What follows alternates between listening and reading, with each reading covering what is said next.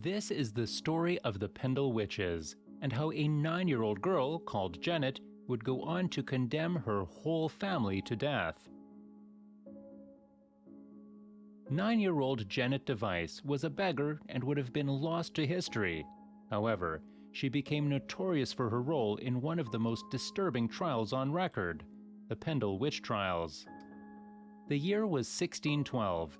James I was king, and England was plagued with religious persecution and superstition. Lancashire, northwest England, was a remote area, as its roads were poor and its people uneducated. The monarch had not long survived the events of the Gunpowder Plot of 1605, and there had been a growing obsession and fear of black magic.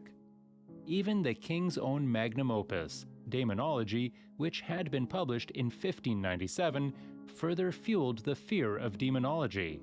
It included arguments claiming there was biblical proof of black magic, witchcraft, demons on earth, and a guide to spotting witches. The people were living in fear and poverty, and witch hunting had become a sport across not only England, but most of Europe. However, it was the Pendle Witch Trials that would become the most famed and vicious throughout history.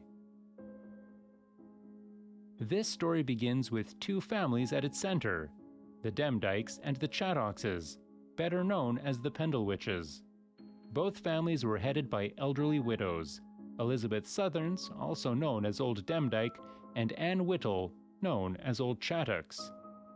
At the time, the area of Pendle in Lancashire had a reputation for being full of troublemakers. Janet lived with her mother Elizabeth Device, her grandmother Demdike, Elizabeth Southerns, older sister Alison, and brother James in the shadow of the Pendle Hill.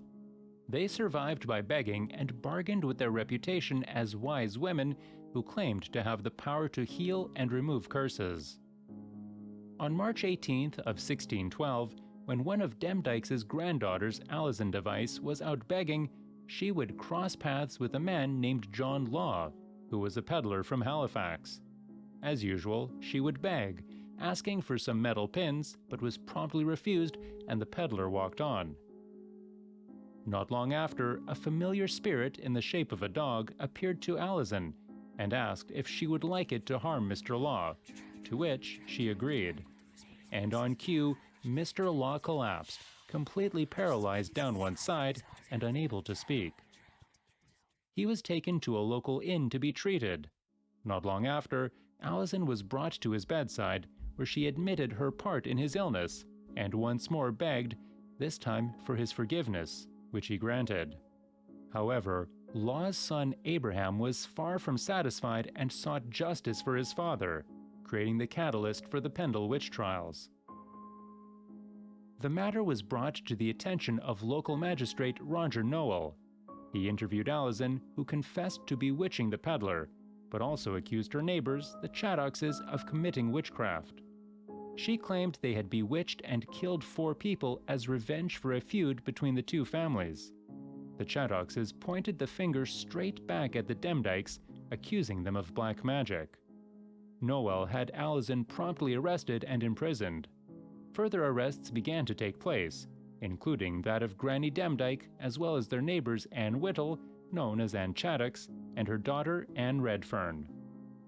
Janet's mother, Elizabeth, hosted a party on Good Friday, when all good citizens should have been in church. A local constable heard rumors of a meeting of witches, so he arrested everyone present. The family implicated others, and all were accused of plotting to kill a man using witchcraft. It said there was also a meeting at Malkin Tower, where a plot was reportedly hatched to blow up Lancaster Castle using gunpowder. The trial grew from only Alison to a total of 19 people being arrested, including a group of suspects from the neighboring town of Salisbury. All of them spent the next 4 months in the dungeon of the castle awaiting trial. On August 18th, the trials had begun, with one less witch than intended, as Old Demdike, already in her 80s, had succumbed to the cold, dark dungeons of Lancaster Castle. The trials had a surprising star witness, one of Old Demdike's own granddaughters, Janet Device, who was just 9 years old. In his book, Demonology, James I wrote, "Children, women, and liars can be witnesses over high treason against God." This heavily influenced the justice system and led to Magistrate Noel using 9-year-old Janet as his key witness. Judge Bromley presided, accompanied by Judge Altham. Both of them were assisted by lords of the land and the prosecutor, Roger Noel. The majority of the evidence given against them was based on hearsay, rumors, superstition, and false confessions, all of which would be thrown out of a court in today's age. The defendants were prohibited to call upon witnesses, as the prosecution feared they would use black magic or curses to influence their testimonies. During the trial, 9-year-old Janet gave evidence about those who had attended a meeting at Malkin Tower, which included her own mother, sister, and brother. During her testimony, her mother had to be forcibly ejected from the court as she began to scream and curse her daughter. As her mother was dragged from the court, Janet climbed on a table and calmly denounced her mother as a witch. Her convincing testimony was believed by the jury, and after just a 2-day trial, all of Janet's family and most of her neighbors, the Chattoxes, were found guilty of causing death or harm by witchcraft. In total, 10 people were convicted of witchcraft in Lancaster Castle due to Janet's deposition. They would all go on to be hung at the gallows situated on the moors above the town. Among this group of condemned souls were 2 men and 8 women. Their crimes included laming, causing madness, and what was coined simple witchcraft. In addition to these crimes, some 16 unexplained deaths, many stretching back decades, were laid at their door.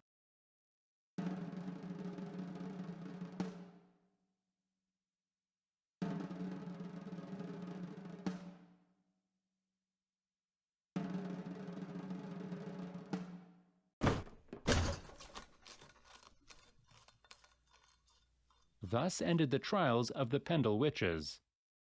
However, in a strange turn of events, Janet fell victim to the very precedent she set herself. In 1633, she too was accused of practicing witchcraft alongside 16 others. The accuser was a 10-year-old boy called Edmund Robinson. The accused were found guilty by the jury, but the judges were less than happy with the lack of evidence. As a whole, England had become more skeptical, and physical evidence was demanded. Eventually, Edmund admitted to fabricating the allegations, as his imagination had run wild after hearing the stories of the Pendle Witch Trials. The last known record of Janet Device was in 1636. Despite having been acquitted of all crimes, she was forbidden to leave the dungeons of Lancaster Castle until she had paid for her board for the time she had spent there whilst awaiting trial.